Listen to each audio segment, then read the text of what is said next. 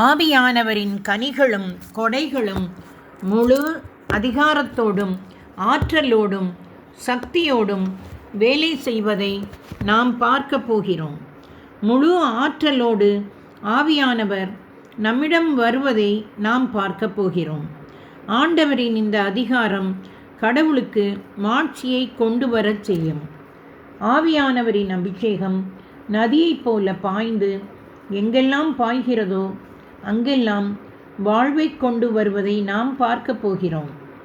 பரலோகத்தில் இறைவனிடம் இருந்து வரும் வெளிப்பாடுகளையும் இரக்கச் செயல்களையும் பார்க்க போகிறோம். இறை ஆட்சியை தேடுபவர்கள் மேல் கடவுளின் வல்லமை முதலில் தங்கும். கானாவூர் திருமணத்திற்கு இயேசுவும் சீடர்களும் சென்றது ஞாபகம் இருக்கிறதா? தண்ணீர் ரசமான பின்பு பந்தி மேற்பார்வையாளர் சுவைத்து பார்த்து எல்லோரும் நல்ல திராட்சை ரசத்தை முதலில் பரிமாறுவர். யாவரும் விருப்பம் போல குடித்த பின் தரம் குறைந்த ரசத்தை பரிமாறுவர். நீர் நல்ல ரசத்தை இதுவரை பரிமாறாமல் ஏன் வைத்திருந்தீர் என்று கேட்டார். இவரை போன்று பலர் எப்படி கடவுள் உன்னதமான கொடையை இறுதியாக வைத்திருக்கிறார் என்று கேட்பர். அல்லேலூயா. தூய ஆவியை குறித்த இன்னும் அதிகமான செய்திகள் இரண்டாவது தொகுப்பில். நண்பர்களே, நான் தூய ஆவி புத்தகத்தை ஆசிரியர் அந்தோணி தாமஸ் எழுதி தமிழாக்கம் பேராசிரியர் அருள்ராஜ் அவர்கள் செய்த தூய ஆவி புத்தகத்திலிருந்து இதுவரை வாசித்தேன். இப்பொழுது இதோடு முடிந்து விடுகிறது. அடுத்த புத்தகம் நாளையிலிருந்து தொடர்கிறேன். இதற்கு அடுத்த புத்தகத்தை. ஜெபம்.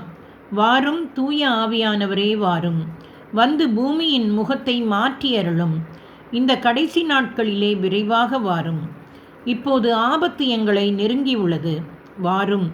இரண்டாவது பெந்தெகோஸ்து அனுபவத்தை எங்களுக்கு தாரும்.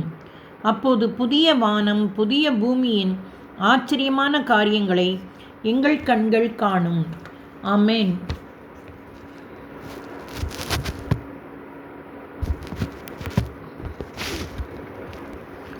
ஜெபம். என் உடல் தூய ஆவியின் ஆலயம். நான் கடவுளின் ஆலயம். கடவுளின் ஆன்மா என்னில் வசிக்கின்றது. என் உடல் என்னில் வசிக்கின்ற தூய ஆவியின் ஆலயம். என் உள்ளே வாழ்கின்றவர் உலகத்தில் உள்ள எல்லோரையும் விட பெரியவர். என்னுள் வாழ்கின்ற தூய ஆவியின் உதவியால் எனக்கு கிடைக்கின்ற நல்ல சிந்தனைகளை நான் பாதுகாக்கின்றேன். என்னுள் வாழ்கின்றவரின் ஆற்றலால் நான் கேட்கின்ற விரும்புகின்ற காரியங்களை நான் நினைப்பதை விட அதிகமாக என்னால் நிறைவேற்ற முடியும்.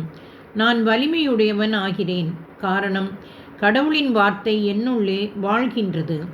இயேசு கிறிஸ்துவிடமிருந்து நான் பெற்ற கொடை என்னிடம் நிலைத்திருக்கிறது. எல்லாவற்றையும் தூய ஆவி எனக்கு கற்பிப்பார். மகத்துவமுள்ள கிறிஸ்து என்னில் வாழ்கின்றார். கிறிஸ்துவின் உடலும் இரத்தமும் என்னில் வாழ்கிறது. எனக்கு நித்திய வாழ்வு உண்டு. இயேசு கிறிஸ்துவினை மரித்தவரிடமிருந்து உயிர்ப்பித்து விண்ணகத்தில் தந்தையின் வலது பக்கத்தில் வீற்றிருக்கச் செய்கின்ற ஆற்றலே என்னிலும் வாழ்கின்றது என்பதை நான் நம்புகிறேன். 10 முறை இதை சொல்லி ஜெபிக்கவும்.